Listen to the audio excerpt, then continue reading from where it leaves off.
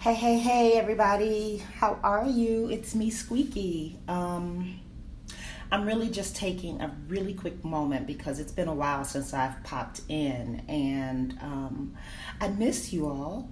I have been super busy, actually.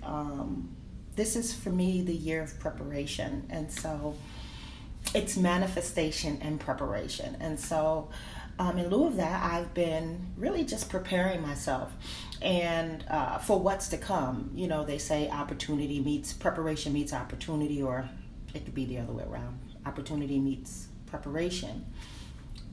And so, for me, this has been a season of preparation. How can I get prepared? How can I button up on every single level? And that's really kind of what I'm doing. I'm creating. I am going back through all of my projects and pitching materials and seeing where they can be strengthened.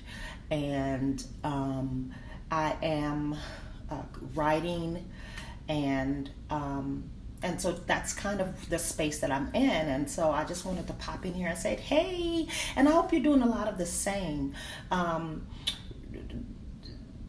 You know, over the course of the last 2 years, and with all of the different people that I've interviewed or spoke to or sat on panels with or whatever, there was some really, I got some really great advice, and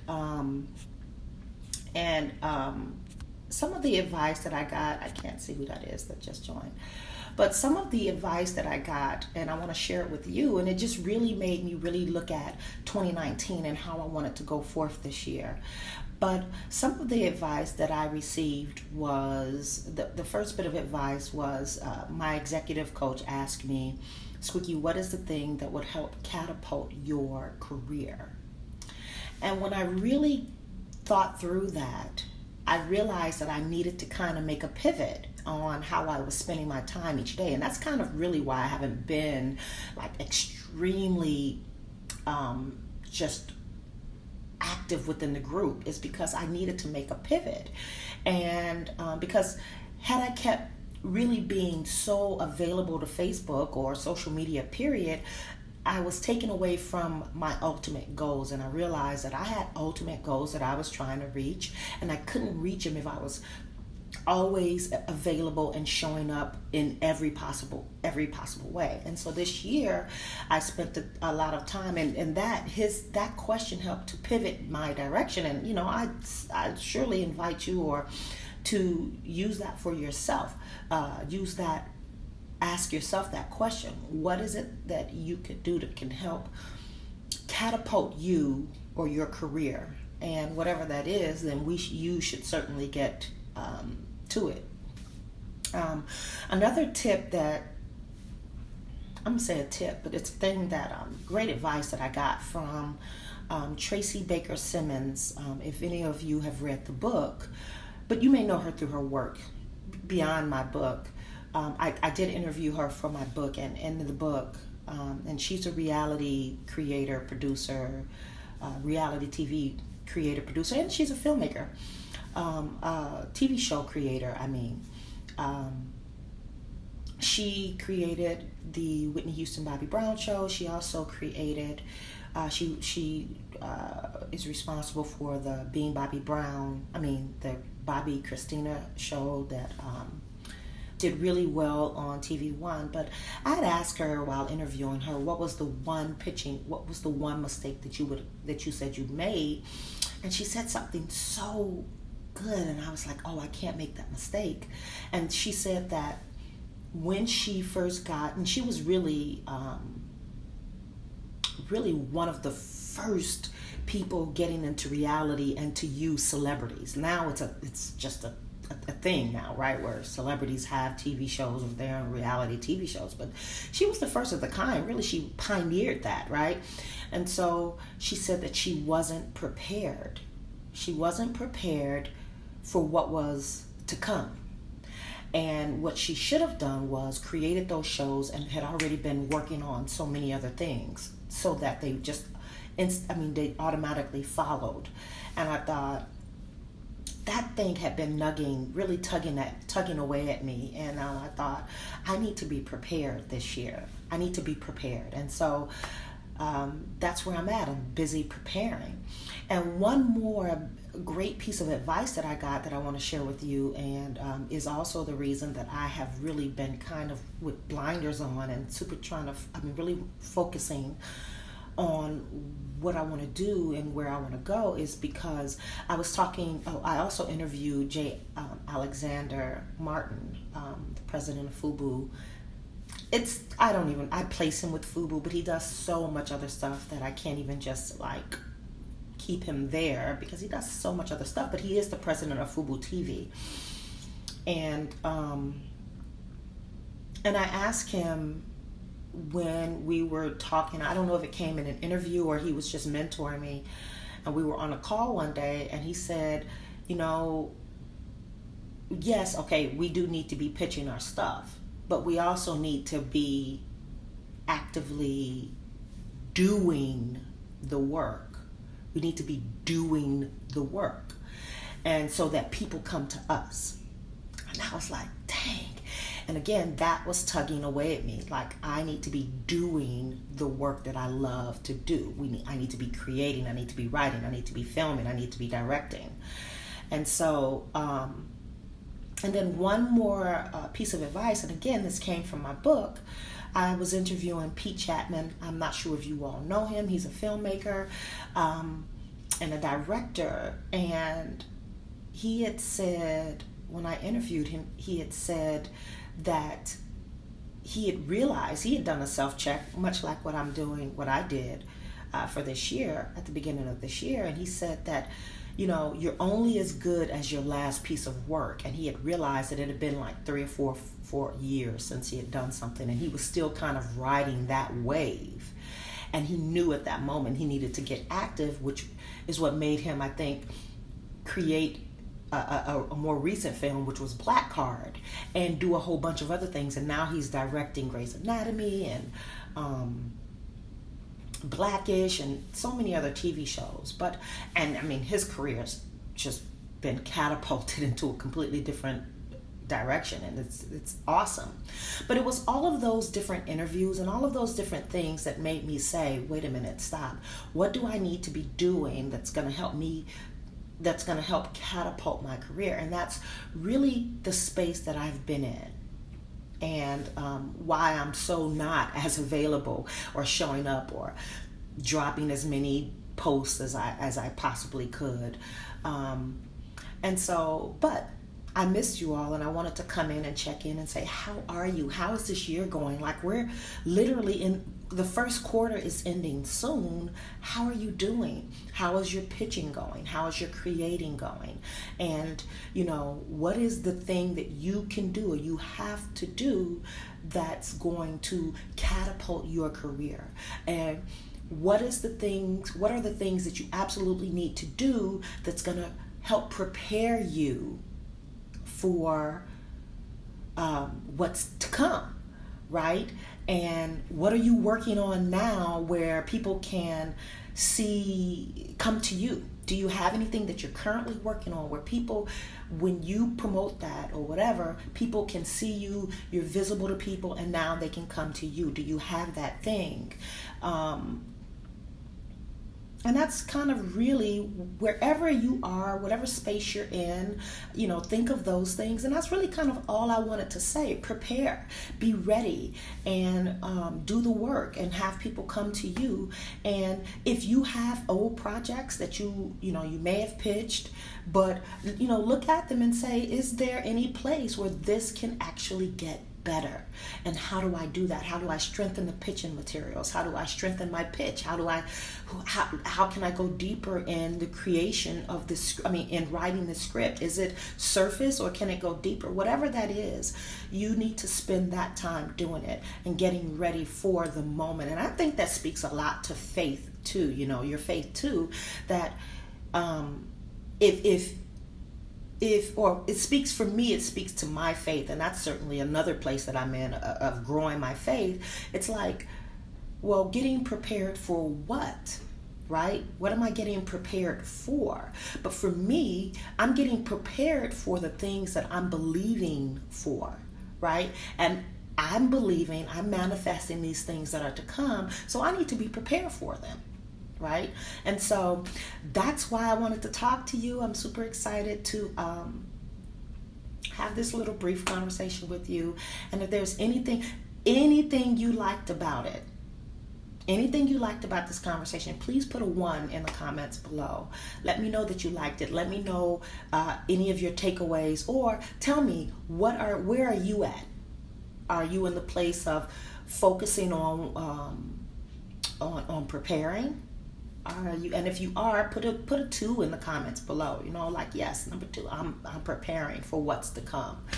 Are you walking in faith and believing that the things that you want are going to come to fruition, so therefore you need to get prepared? And if so, put a 3 in the comments. Yes, I'm walking in this faith. Or actually, Squeaky, I need to work on believing, or I need to see the bigger picture, what's down the road.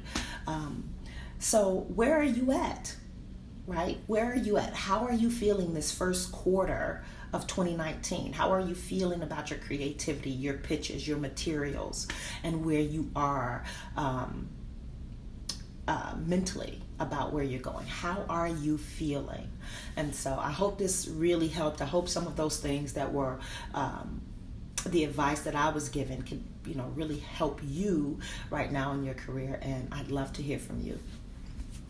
Talk to y'all. Hey, James. Thanks for joining. How do I find people's emails? Is it the first and last name or the first name? Also, what is good introduction email to get a response? This is heavy loaded, James. Okay. People's emails. You can kind of do a search. I do have a technique, and I don't know. I'm going to put it in the comments, James, if you've seen I give a free away, but finding people's emails, you can go on LinkedIn sometimes to find people's emails. You can, this is something that I used to do in the past, especially if they're like at a network. I just try the first and the second, the first and the dot, the last name. You can, even if you email, if you say like let's just say it's BT or something. And I'm glad this is a private group and I'm saying this. I can say this within a private group, but if it's like BET, right? And you say, I'm going to do john.amos@BET. You can try all sorts of, okay, Alicia, I'm gonna tackle that in a minute. But you can try all sorts of beginnings. The first initial and the last name, the first initials, the dot last name. You can try all sorts of prefixes. But I'm gonna also put the link in there in here, James, to the audio that I give away on this. Okay, so I'll send you that information.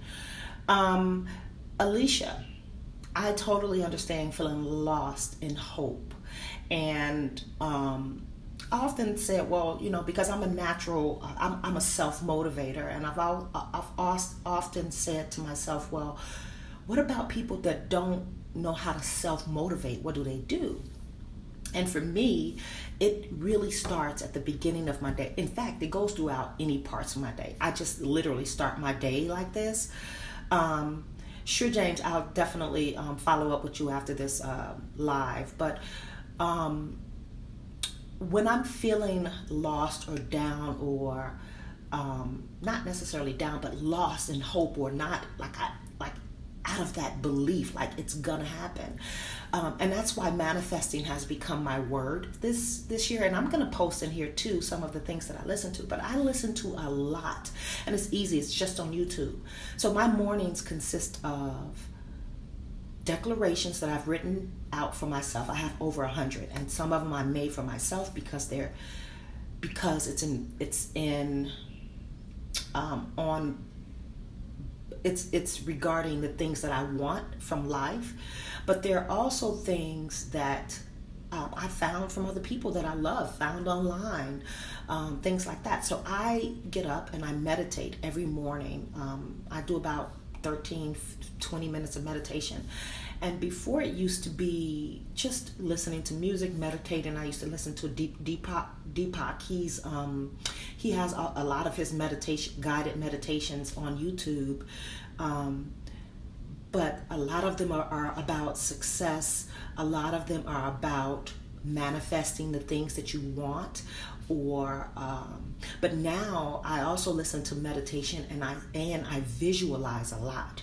And as I'm visualizing, I'm seeing myself 5 years, 5 months past the moment that I want to have happen. So if it's this film being successful, even though I'm going through so here's a quick some backstory. I just recently finished a short film called What If Then What, and when I tell you I have testimonies, like the stuff that has happened while on this film, while trying to put this film together, it was enough to knock the breath out of me and to stop me and to say, I can't do this anymore. Oh my God, like that's what I went through.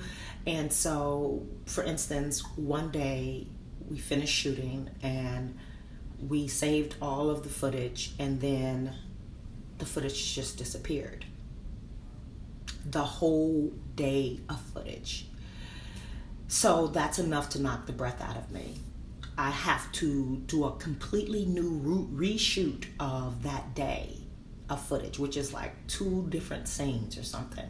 But it took a long time throughout the day, right? I don't know what you're saying, hun, to James. But so that took me down, and I was just like, oh my God, what did I do wrong? I was like in fear, total fear of not even wanting to touch the hard drives. I mean, just complete and utter fear. And I experienced, of course, I got a little backlash from the executive producer, because we're talking $1,500, $2,000 of a day's worth of work, right? And so that just, I literally felt stomach ulcers. We reshoot the film, we're on board, we're moving on, and then we're like 90% done with the edit. And the editor says, what's up with this hard drive? He was literally exporting the edit to me, the full edit to me, and the hard drive clunked out. The whole edit, the whole hard drive. Now, luckily, by this time, I had another,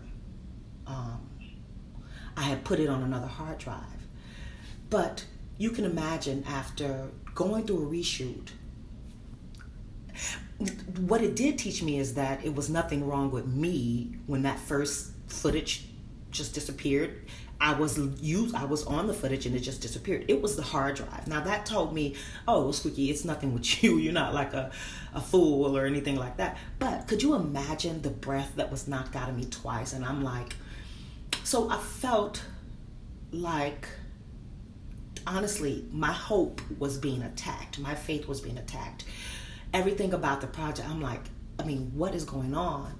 And to be here today is truly a story. And in that time, I had to literally visualize myself accepting awards for this film. I had to visualize what it would be like to submit the film to a film festival. I had to get to a place of, this is already done in my mind, and I had to see it in order to believe it.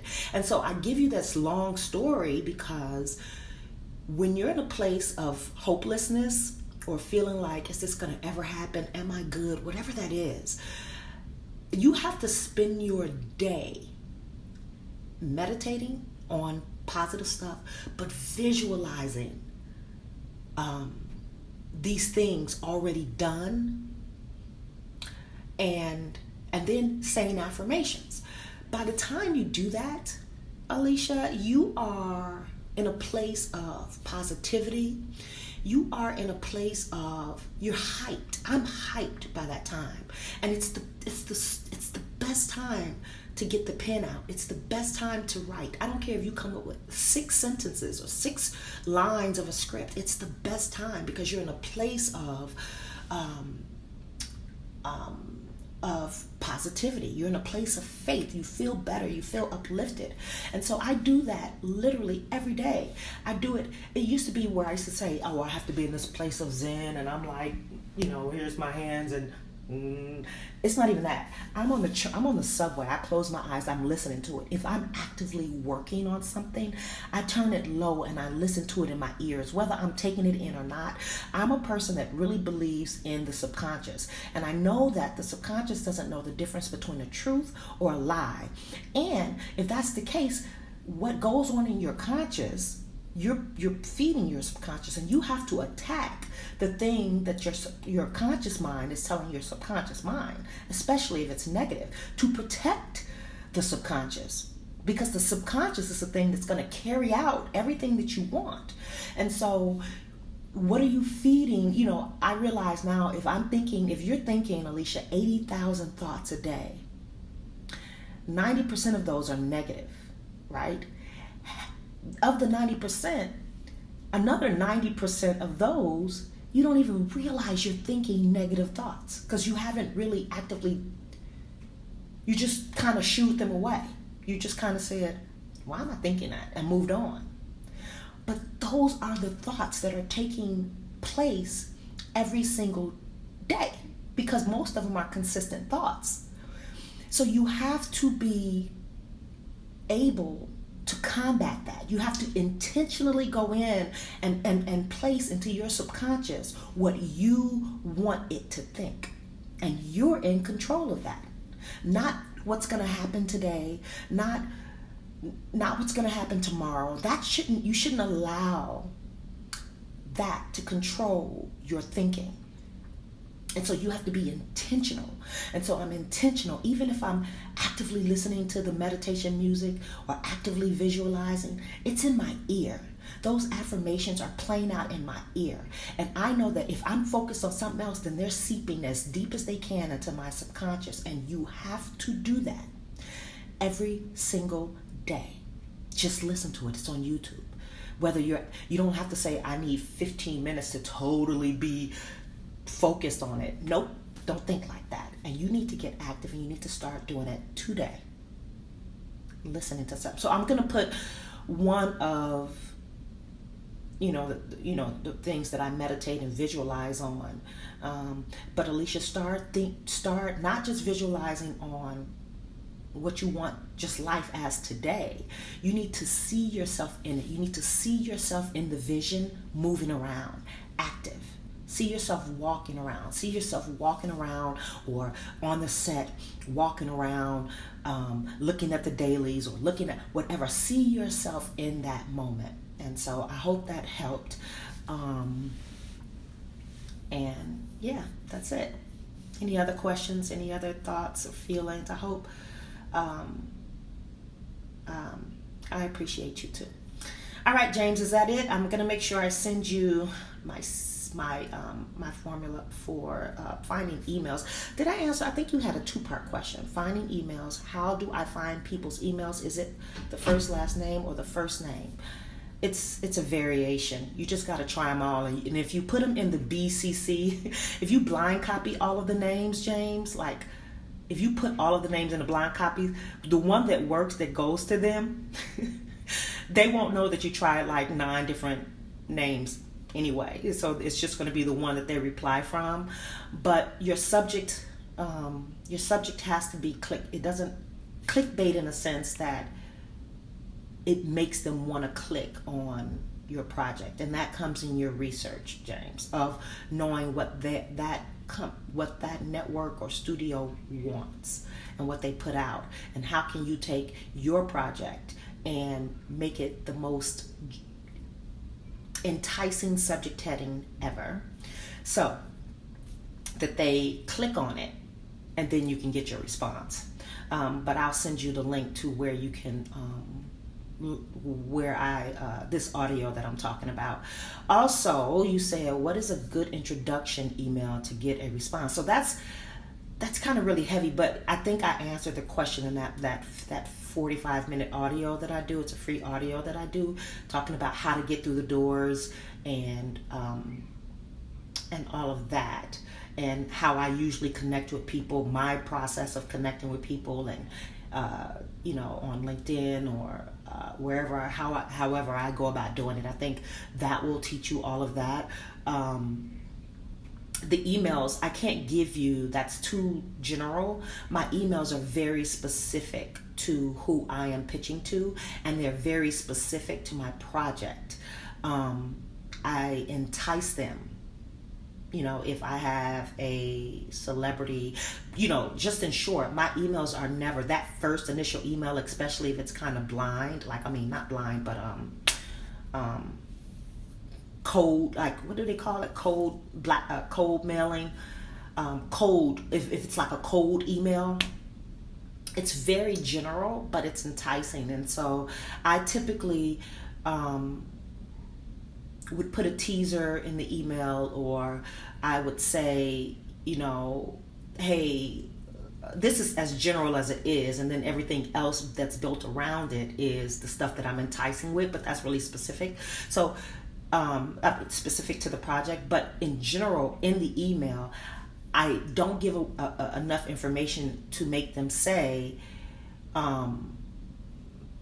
no, we don't accept unsolicited material. What I do is I ask them, what's the best way to connect to them?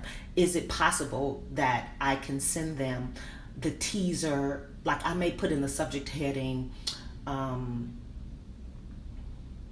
this is going to be, let's just say if I put a Kevin Hart project or Kevin Hart film, right? Or whatever you can have any celebrity. It could be a Gabrielle Union film, or it can be an influencer. Let's say, who is the best influencer, like a Jasmine Love project, right?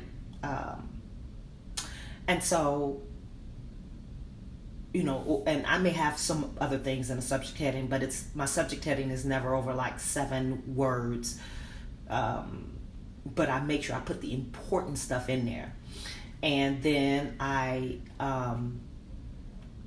say, is it possible to send you whatever you have to let them know you speak the language? I have a docu hybrid